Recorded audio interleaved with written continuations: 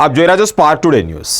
માલસર અસા નર્મદા બ્રિજની બાજુમાં માલસર તરફ જતા સર્વિસ રોડ પર બે બાઇકો ધડાકાભેર અથડાતા જ અકસ્માત સર્જાયો છે, જેમાં બંને બાઇક સવારોને ઇજાઓ પહોંચતા તેઓને 108 એમ્બ્યુલન્સ મારફત સારવાર માટે ખસેડવામાં આવ્યા છે।